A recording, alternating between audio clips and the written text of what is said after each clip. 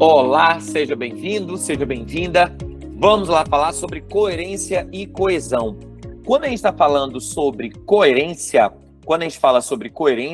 a gente está falando sobre relação lógica entre as ideias. Então, coerência é relação lógica entre as ideias, é reconstrução de sentido. Então, coerência, quando a gente pensa em coerência, a gente pensa em construção de sentido. E dentro do texto jurídico, né, a gente precisa ter essa construção de sentido, tanto relacionado aos períodos, quanto relacionado aos parágrafos, né? E aí eu vou mostrar para você aqui essas duas questões, né, esses dois aspectos aqui, tanto o aspecto de sentido, quanto o aspecto de, quanto o aspecto de sentido no período, quanto o aspecto de sentido nos parágrafos. A construção de sentido entre os parágrafos é muito mais difícil de ser atingida, porque requer uma atenção constante do leitor. Eu vou mostrar isso para você. Aqui eu sei que você não vai elaborar um texto como esse, né? As ruas estão molhadas porque não choveu. As ruas estão molhadas porque não choveu. Eu sei que você não vai redigir uma frase como esta, né, no âmbito aí do seu texto, enfim, no seu texto. Você não vai construir esse tipo de frase. Aqui eu trago só para que você entenda realmente que a coerência se refere à relação de sentido. Agora, aqui, este texto, a gente pode ver que talvez talvez seja mais suscetível de as pessoas escreverem, não é? Então, eu vou trazer aqui para você esse texto para que a gente perceba a relação de sentido que há entre aqui os parágrafos. Veja aqui, veja aqui. Vamos lá. Cuida-se de expediente avulso referente à petição. E esse texto é real, tá, jovem? Esse texto é real. Eu que revisei. Cuida-se de expediente avulso referente à petição 9.000, subscrita por AS da AS.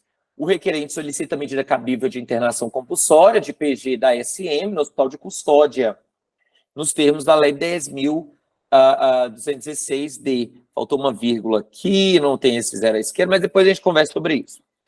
O requerente é pai e curador de PG da SM. Né? O PG da SM foi esse daqui que a quem foi solicitada medida de internação. E afirma que o curatelado cumpre medida alternativa em mandado de segurança, tendo sido designado a tratamento psiquiátrico em unidade específica para esse fim, conforme determinado pelo juízo da Vara de Execuções Penais da comarca de Salvador. Contudo, estou aqui, contudo, o curatelado se recusa a fazer o tratamento e está fazendo uso de drogas ilícitas. Então, fazer, né? Mas tudo bem, aqui ainda não é no âmbito da coerência, hein? E praticando pequenos furtos. Então, até aqui, veja se você compreendeu. Vou retirar aqui só para não te atrapalhar. Então, veja se você entendeu aqui as informações. A gente está falando sobre uma narrativa. Aqui eu estou narrando um fato. Estou trazendo um fato que foi apresentado em uma petição, não é? Então, eu estou aqui no meu texto, estou narrando o que foi apresentado em uma petição. Tá tudo bem até aqui? Aí, agora, a partir daqui, a coordenadoria não é mais o que aconteceu na petição, mas o que aconteceu com o processo em si, não é? Com esse processo em si. Então, vamos lá.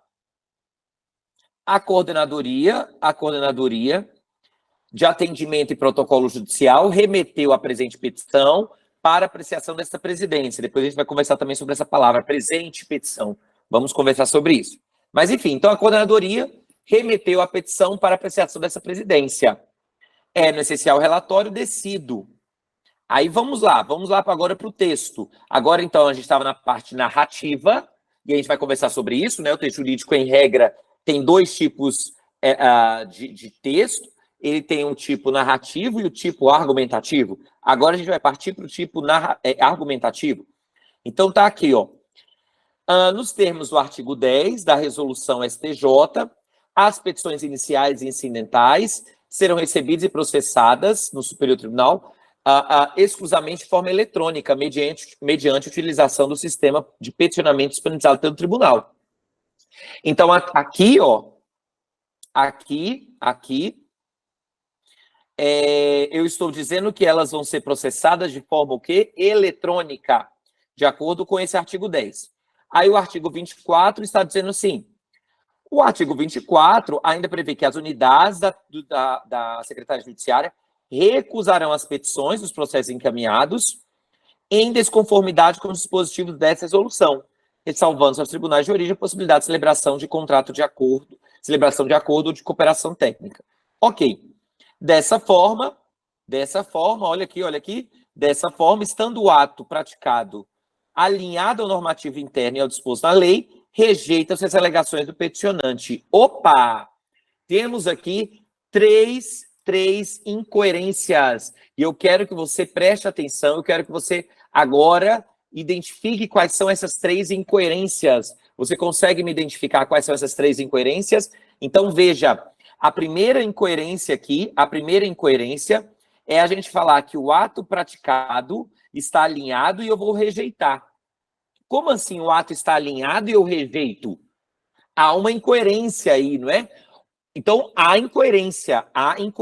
Agora, o que o autor do texto quis dizer, mas não disse? Ele quis dizer, mas não disse. Ele queria dizer que o ato da coordenadoria, lembra que eu falei aqui da coordenadoria? Então, o ato da coordenadoria de ter remetido à presidência e não ter distribuído aos outros ministros, então, ter remetido fisicamente à presidência e não ter distribuído aos outros ministros, foi correto, por isso que eu vou rejeitar.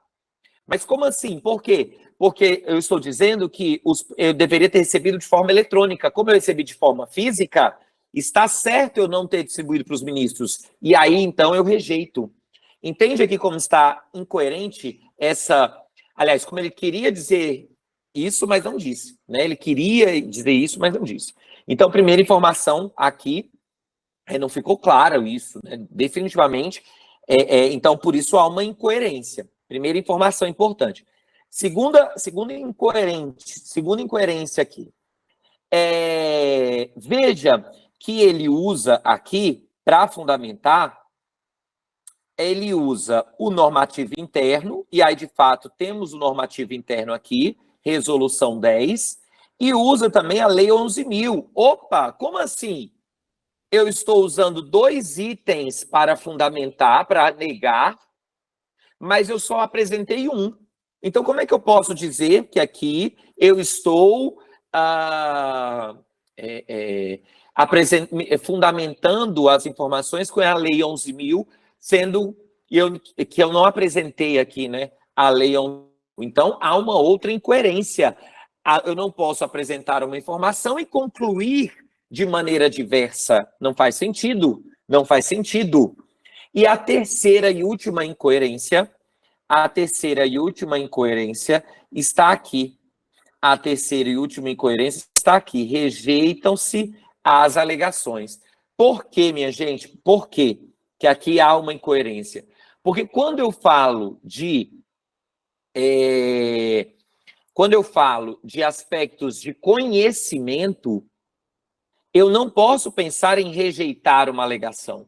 Eu rejeito as alegações quando delas eu conheço. Ou seja, porque quando eu estou falando de rejeitar, significa que eu estou analisando o quê? O mérito.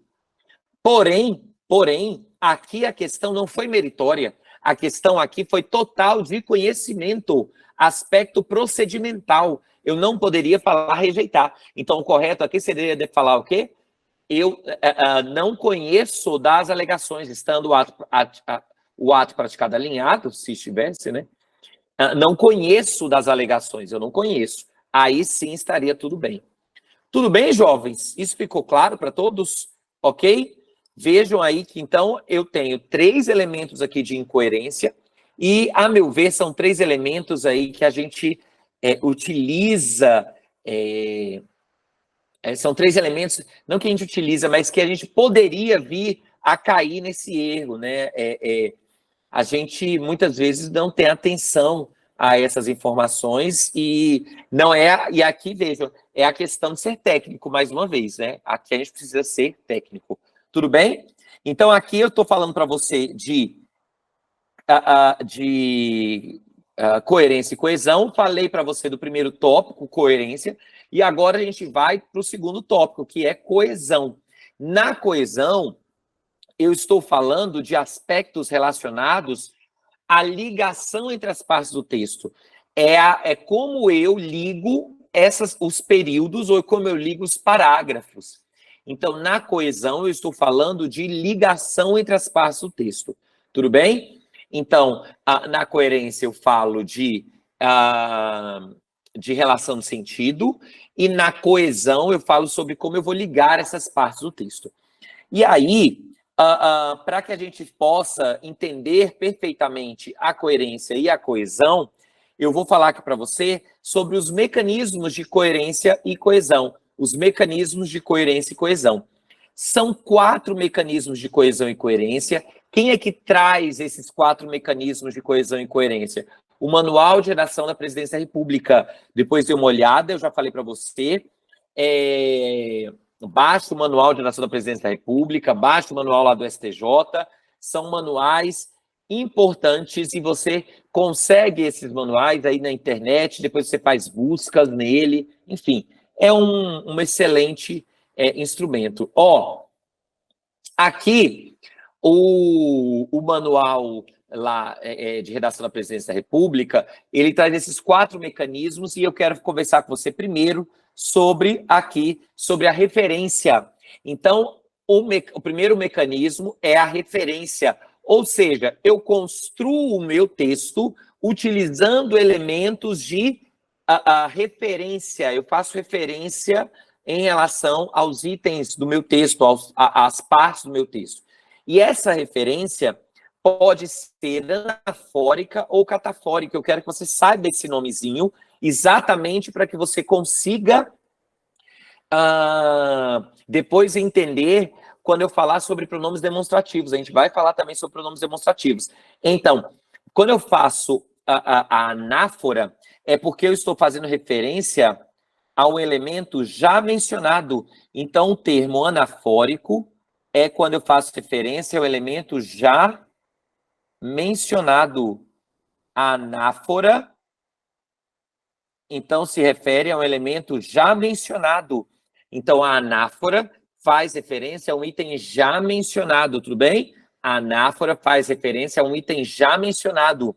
Então, vejo aqui o exemplo. O ministro não concordou com a tese, ele pediu vista. O ele se refere o ministro, ele se refere ao ministro. Então, eu estou fazendo uma anáfora, eu estou utilizando um pronome para fazer referência a um item já mencionado, tudo bem? Aí eu também posso ter a catáfora. Quando eu coloco isso daqui no meu texto, Está assim na lei. Está assim na lei. Significa o quê? Que eu ainda vou introduzir o dispositivo. Eu ainda vou introduzir como está lá na lei. Eu vou introduzir o ato, né, normativo ainda. Então, quando eu coloco está disposto assim na lei, eu ainda vou introduzir. E aí, aqui a gente já pode até aproveitar rapidamente, eu vou conversar muito com você sobre isso, mas aqui a gente já pode aproveitar rapidamente para tratar daquelas estruturas, né, em verbes. Está disposto assim na lei, vírgula, em verbes. Para que esse verbes aí ser de luz? Eu sei. É uma expressão latina que indica nestes termos. E aí, Anderson, eu quero mostrar que está exatamente assim. Tudo bem? Tudo bem. Está errado? Não está errado. Não está errado. Mas pensando em concisão, pensando em objetividade, veja que eu utilizo está disposto assim na lei é igual a está disposto assim na lei, vírgula, em verbis. Está disposto assim na lei, vírgula, ipsiliteris. Essas estruturas são desnecessárias em regra. Em regra, desnecessárias. Repito, são erradas? Não. O texto não vai ficar errado quando você apresenta estruturas, mas pensando em objetividade, é preferível que a gente elimine essas estruturas. E eu vou falar muito de objetividade no nosso texto, no nosso curso, porque a gente não pode mais querer escrever textos extensos. O Poder Judiciário e o Ministério Público também, todos que têm algum contato com o texto jurídico, sabem que há muito processo para ser analisado. Há muito processo para ser analisado. E a gente, cada vez, tem menos tempo para analisar aquele processo. Então, se a gente continua elaborando textos extensos, se a gente continua buscando textos extensos, a gente não favorece o trabalho do outro, a gente não favorece, ao final das contas, o nosso próprio trabalho, porque a gente busca esse excesso nas construções. E veja, se vocês observarem, né, para quem aí é mais antigo no Poder Judiciário, no Ministério Público, sabe que a tendência é realmente os textos ficarem menores. Se a gente observar como eram os textos jurídicos antigamente, a gente vai ver textos extensos, longos. Hoje em dia, a linguagem está cada vez mais objetiva. Por quê? Porque temos pouco tempo, não há tempo para ficar analisando questões que não dizem respeito exatamente àquilo do que se trata, né? Então, a gente pode pensar nisso. Quando eu falar de estratégias argumentativas, eu vou falar sobre isso também. Quando eu falar de objetividade, eu também vou falar sobre isso, porque isso é muito, muito, muito importante. Muito bem, muito bem. Então, a gente está aqui fazendo o uso o primeiro mecanismo, né? O primeiro mecanismo que foi a referência. E agora a gente vai entrar no segundo mecanismo, o segundo mecanismo, que é a substituição. No mecanismo da substituição, a gente vai fazer o uso de sinônimos. Na substituição, a gente faz o uso de sinônimos. Então, quando eu tenho a Lei 8.112 não permite servidor venda produtos em seu local de trabalho, a norma também veda desídia. Quando eu falo aqui, quando eu falo de norma, eu estou retomando a palavra, essa expressão, Lei 8.112. Eu estou fazendo uma retomada, eu estou fazendo uma substituição de um termo, para evitar, claro, a repetição. Então, a repetição cansa o leitor. A gente não quer cansar o leitor, a gente quer... talvez a sonoridade pareceu alcançar. Alcançar a gente quer. O que a gente não quer é cansar o leitor. Então, quando a gente busca trazer sinônimos no texto, é para que o texto se torne mais atraente, para que ele fique mais interessante de ser lido, para que a gente não canse, de fato, esse leitor. Então, é importante que a gente faça uso de sinônimos, e aí aquele site que eu indiquei para vocês é excelente para isso. Agora, preste atenção, ser de luz, preste atenção, ser crocante. Veja, o Manual de Redação da Presidência da República, ele faz uma observação, ele fala assim, olha, lá no seu texto, você vai fazer a substituição, mas você vai tomar cuidado com a substituição de termos técnicos, com o intuito meramente estilístico. Você vai ter cuidado, então, com a substituição de termos técnicos, com o intuito meramente estilístico. Por quê, jovem? Porque quando a gente pensa em termos técnicos, em regra, termos técnicos não são substituíveis. Em regra, termos técnicos são únicos. Então, a gente tem de tomar cuidado com o que acontece hoje na linguagem jurídica, que é um excesso, um excesso de busca de substituição de palavras técnicas. Isso traz problemas de diversas ordens. Mas, primeiro, assim, o que eu estou falando para você? Se a gente observar os códigos, o Código de Processo Civil, o Código de Processo Penal, quando existe uma palavra técnica, ele normalmente usa a palavra, ele repete essa palavra. Então, por exemplo, embargos de declaração, a gente não vai ter no texto legislativo a palavra aclaratórios. A gente não vai ter só declaratórios. A gente vai ter realmente a estrutura embargo de declaração. Recurso especial, a gente não vai ter apelo nobre no código. No Código do Processo Civil, a gente não vai ter petição, peça vestibular, para falar de petição inicial. E o que eu estou querendo mostrar aqui para você? Que a gente precisa começar a pensar que por que o texto legislativo não usa substitutos? Porque ele não pode correr o risco de não ser compreendido. E eu queria entender o momento em que as pessoas da área jurídica pensam que pode correr esse risco. Por que as pessoas da área jurídica podem correr o risco de não serem compreendidas? Por que eu vou buscar ali ficar com substitutos que muitas vezes não reproduzem fielmente o conteúdo daquela palavra técnica? Então, eu não quero causar aqui uma revolução, mas eu quero que você comece a pensar sobre esses substitutos. Comece a pensar sobre substitutos de palavras técnicas. Comece a pensar sobre a necessidade dessas palavras técnicas. Aliás, a necessidade de substituição dessas palavras técnicas, né? Muitas vezes, eu sei que você faz a substituição porque você não quer repetir, né? Mas o próprio manual de redação jurídica, perdão, o manual de redação da Presidência da República, o manual lá do STJ, eles falam, repita a palavra. Repita a palavra, porque é palavra técnica. Então, não há problema em substituir. Só para vocês terem uma... Não há problema em repetir, não em não substituir, né?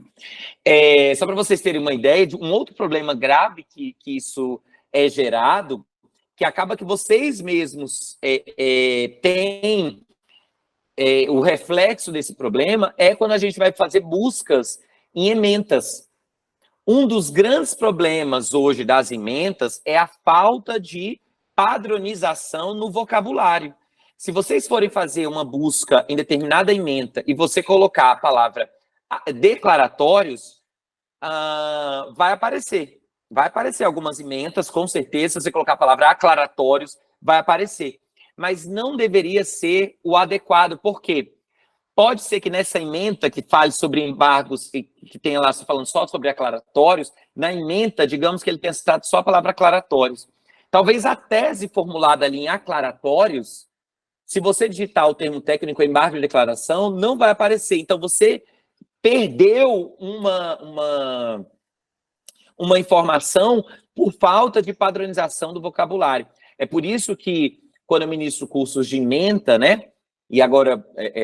bem em breve eu vou ministrar um curso. Se bem que quando você estiver vendo esse vídeo aqui, eu já vou ter ministrado um curso lá no Tribunal Regional do Espírito Santo, TRT, Tribunal Regional do Trabalho, sobre elaboração de ementas. Acabei de ministrar um lá no STJ também, um outro no TST. Um dos graves problemas... TST não, TSE. Um dos graves problemas hoje é essa falta de padronização. Por isso que os órgãos têm, a maior parte dos órgãos tem o chamado tesauros, né? O vocabulário um vocabulário jurídico, que é o quê? O vocabulário adequado para a gente pensar em utilizar nas ementas, para que seja em termos próprios, apropriados, termos adequados, termos técnicos, e a gente consiga recuperar de fato a tese, né? E aí a gente não tenha entendimentos que ficam ali de escanteio, entendimentos que não são de conhecimento de todos, né? Então, esse é um segundo problema que a gente tem por essa questão de substituição de termos técnicos. Então, a gente tem que começar a pensar sobre isso. Eu quero que você comece a refletir sobre isso dentro do seu texto, ok? Muito bem. O próximo mecanismo é a elipse. A elipse é um mecanismo em que a gente faz a omissão de um termo. A elipse, a gente vai fazer a omissão de um termo. Na elipse, a gente tem, por exemplo, aqui, ó, o advogado interpôs recurso contra a decisão do TRF2. Alegou que não houve comprovação de dano. Veja, eu sei que você percebeu que eu fiz a omissão aqui do sujeito, né? O advogado interpôs, o advogado alegou. Então, é interessante fazer a omissão? Por quê? Porque o leitor não cansa Você evita a repetição de termos. Isso é massa, isso é crocante. Aí, olha aqui esse outro exemplo. Quando eu tenho aqui, ó, um outro exemplo de elipse, tá? De omissão de termo. A lei complementar trata dos assuntos reservados a ela. A lei ordinária dos demais temas. Então, veja, o que acontece aqui? Lei complementar é sujeito de tratar. Lei complementar é sujeito de tratar. E quando eu tenho a lei ordinária, trata dos demais temas. Tá vendo aqui, ó? Então eu fiz a omissão agora do verbo, eu fiz a omissão do verbo. Então a lei complementar trata dos assuntos, a lei ordinária trata dos demais temas. Então eu fiz a omissão de um termo, né? Essa omissão de termo é uma elipse. Tudo bem? Então, isso é legal para a gente fazer, para não repetir a palavra. E veja que aqui não é palavra técnica, né? A palavra tratar não é palavra técnica. Lei complementar é palavra técnica, não teria como a gente substituir lei complementar. Ok, mas aí eu quero ressaltar aqui agora dois aspectos importantes aqui dentro da elipse. A primeira é essa vírgula aqui, ó, esse item está marcado em azul, esta vírgula aqui. Veja, aqui, quando eu tenho essa vírgula marcou a omissão de um verbo, marcou a omissão do verbo tratar. Então, anote aí que quando eu faço uma elipse verbal, elipse de verbo, quando eu faço uma elipse verbal, eu posso marcar com uma vírgula, eu posso marcar essa omissão com uma vírgula, tudo bem? Então, a elipse verbal pode ser marcada com uma vírgula. A elipse verbal pode ser marcada com uma vírgula. Certo? Tudo bem? A elipse verbal pode ser marcada com uma vírgula. Aí, veja que eu disse a palavra posso, né? Então, é uma vírgula facultativa. Eu prefiro utilizar nos meus textos, a meu ver, fica mais claro o texto, né? Mas eu preciso ser honesto com você, a gramática traz essa vírgula como facultativa, tudo bem? Eu prefiro usar, eu acho que traz mais clareza para o leitor. Esse foi o primeiro aspecto, então a vírgula para marcar a elipse verbal. Agora, o segundo aspecto que eu quero trazer aqui para você, é isso daqui, olha aqui. Quando eu falo a lei complementar trata dos assuntos reservados, eu tenho aqui um sujeito, eu tenho aqui um verbo, e aqui dos assuntos é o complemento do verbo. Veja se isso é claro para você. Eu tenho um sujeito, a lei complementar trata dos assuntos. Então, dos assuntos é o complemento do verbo. Então, o que eu quero que você perceba aqui? Para que a gente faça uma elipse e fique claro para o leitor a elipse, para que fique claro para o leitor a elipse, eu preciso tomar cuidado com um quesito, preciso ter cuidado com um quesito chamado de paralelismo. Paralelismo. Eu preciso ter cuidado com o quesito de paralelismo, tudo bem? Então, quando eu penso em elipse, eu tenho de tomar cuidado com o paralelismo. Veja, então, quando eu coloco aqui sujeito, verbo, complemento, o que é o paralelismo? É a gente pensar em utilizar estruturas iguais. Então, se eu tenho sujeito, verbo e complemento, o que eu vou utilizar aqui no próximo? Sujeito, a lei ordinária, trata verbo dos demais temas, complemento. Ou seja, sujeito, verbo e complemento. O leitor, quando olha a próxima frase, compara e vê qual é o termo faltante em relação a essa estrutura inicial. E aí ele perfeitamente consegue perceber que o que houve aqui a omissão foi o verbo. Olha aqui nesse exemplo anterior. Olha aqui, ó. Olha aqui como está. O advogado interpôs. Então, veja, eu tenho o advogado é sujeito. O advogado é sujeito. Interpôs é verbo.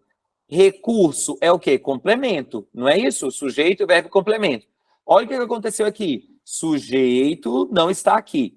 Verbo, complemento. Alegou o quê? Que não houve. Então, aqui, complemento. Então, veja, a estrutura é igual. Estrutura igual no início, estrutura igual depois. Sim, tudo bem, tudo bem, tudo bem?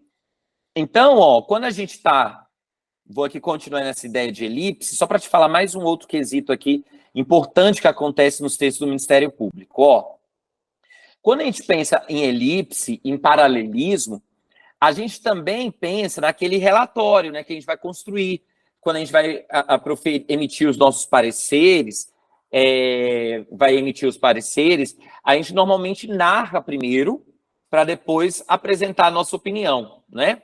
Então, quando a gente coloca essa parte narrativa, apresentar os fatos, é costume a gente fazer elipse. Então, a gente fala, o réu fez isso, ponto, afirmou aquilo, ponto, tratou daquilo, ponto, asseverou, ponto, aduziu. A gente está fazendo tudo isso aí, o quê? Uma omissão de um sujeito, sim? Semelhante ao item 1. Aí isso tanto pode acontecer quando o Ministério Público oferece, né, emite um parecer, quanto quando o Ministério Público propriamente está atuando ali como parte, né? Porque na parte dos pedidos, por exemplo, se eu estou narrando, ali ele está como se fosse narrando, né? Narrando o que foi pedido. Pede que seja inocentado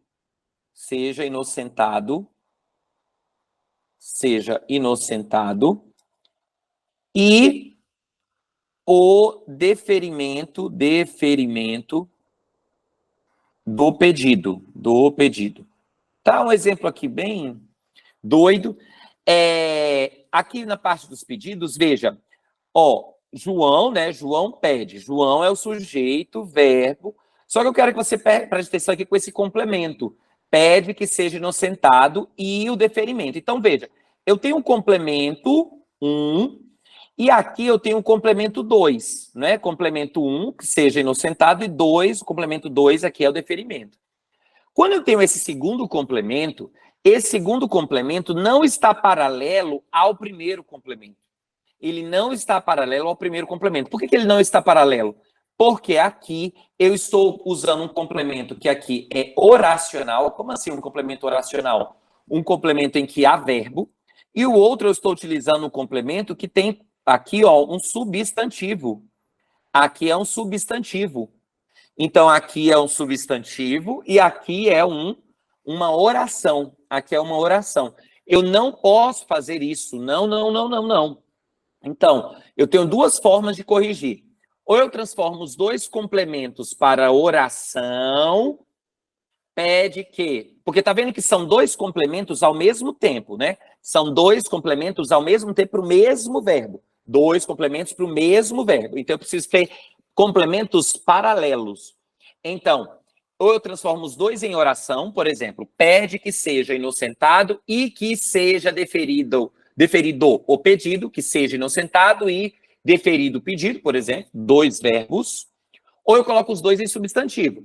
Pede a inocência, a sua inocência, por exemplo, pede a sua inocência, ou a consideração de sua inocência, ou pede a não imputação do crime, enfim, e pede o deferimento. Então, inocência, deferimento, não imputação, tudo isso substantivo.